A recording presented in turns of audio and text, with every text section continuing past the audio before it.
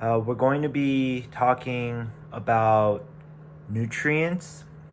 So, we're talking about nutrition and prevention of crisis. So, what to do when you have a crisis. Let's start with that. When you have a crisis, you have to make sure that you're not isolating yourself, that you are accommodating to your social needs. You also need to adjust. So, if you are sick, by a chronic illness, you need to adjust how you handle your life. So, for instance, so you gotta know how to handle and readjust. You gotta be on the medications that are uh, given to you so that you can make sure that you don't get worse. And then also, you need to know the timing. So you need to know that your time schedule has to also change so that it can accommodate to your increased needs. So the big point is, my favorite point from all that is adjusting. So basically you have to adjust to your new situation with this chronic illness. Okay, so this is about nutrition now. Nutrition wise, we're going to be talking about nutrients. So, first, you have the vitamins, right? The vitamins, vitamin A, vitamin E, vitamin K, vitamin D. These are fat soluble vitamins. Vitamin C, vitamin B's, they're all water soluble vitamins. So, vitamin A, it's important to know that it is responsible for cellular growth, and but the more interesting ones that I think is vitamin D and vitamin E. Vitamin E and vitamin D work on a cellular level. So vitamin D, what it does is it decreases pro-inflammatory immune responses. And also it increases cellular apoptosis, so reduces chances of getting cancer. And it also regulates the development of the cell. For vitamin E on a cellular level, vitamin E reduces cellular replication, which is good for if you have cancer then, right? And also vitamin E increases anticoagulant factors factors. So basically it's like warfarin. You can use it for people who have coronary artery disease. Vitamin E also increases cellular immune responses, so it makes you more prepared. And vitamin E and vitamin K helps coagulate, and vitamin E is an anticoagulant. So both of them affect each other. So I should know the different foods that contain these vitamins, and also understand which diseases cause a deficiency of vitamins. So, for example, I think for vitamin D, having dementia and cognitive decline, or like dementia and cognitive impairment, contributes to lower vitamin D levels. And also, I think it was involving metabolic syndrome, which means that the body doesn't properly uptake vitamin D. And also there is as I was saying, there's another uptake of vitamin. There's lower uptake of vitamin D because of metabolic syndrome. And I think also hypertension and cardiovascular disease was another indicator of lower vitamin D levels. So these people have to understand that they might get symptoms, related to rickets or low calcium levels, and also hypocalcemia because of their disease states. And so I need to also be more focused on that. But let's move forward.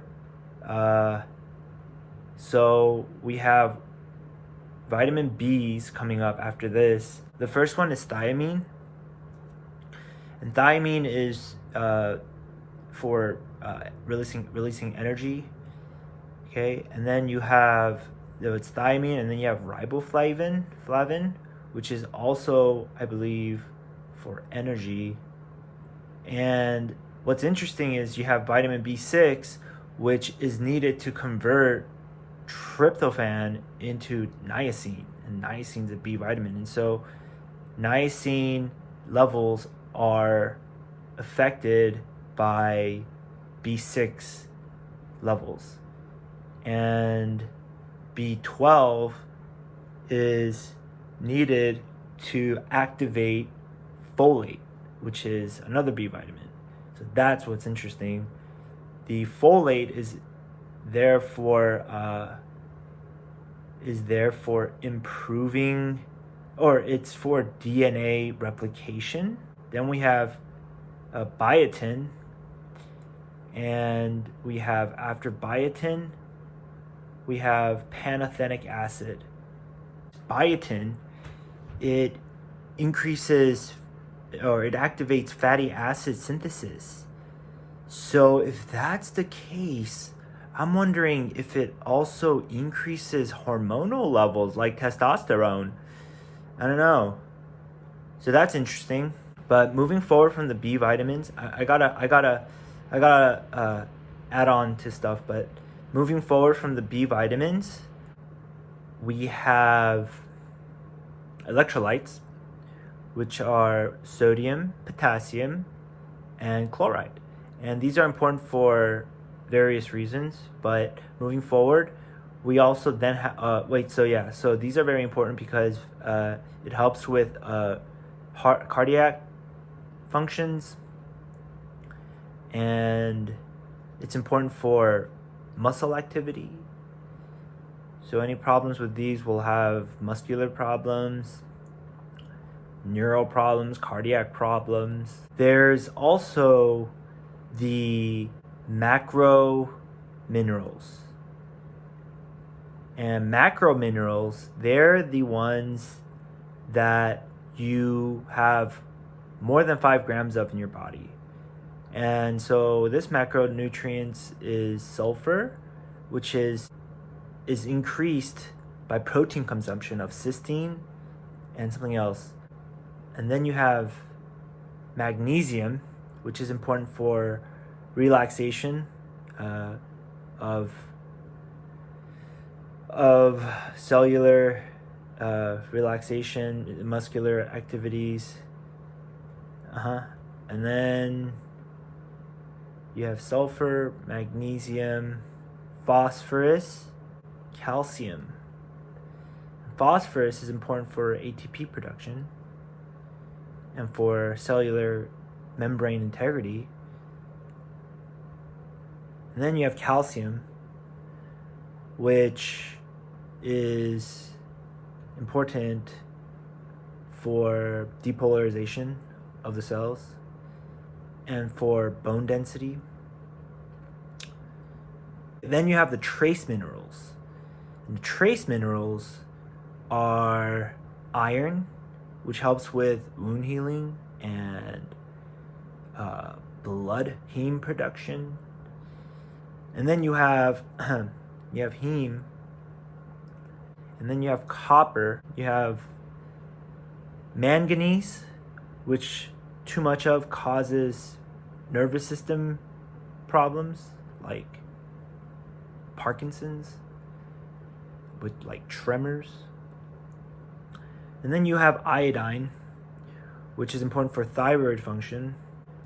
So you got fluoride, iodine, copper, iron. And then you have zinc, which is important for DNA replication and for wound healing. I gotta figure this out again. couple more details. And I think I could do that. So, a couple more details, and then you have zinc, selenium, and chromium. And chromium is important for insulin release from the pancreas. And there you have it. You have the nutrients, the B vitamins, trace minerals, macro minerals. We could talk about how basically you have cancer, you have 5 different types of stages of cancer. Diagnostics, which are CT scans, x-rays, biopsies is the golden standard. You have these risk factors such as smoking, drinking alcohol, and there are non-modifiable risk factors such as age and gender and race. You also have the different routes of administering chemo drugs, which is that's called a PICC line.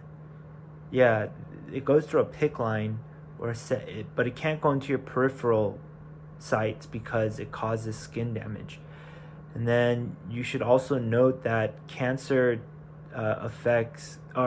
chemotherapy affects your kidneys.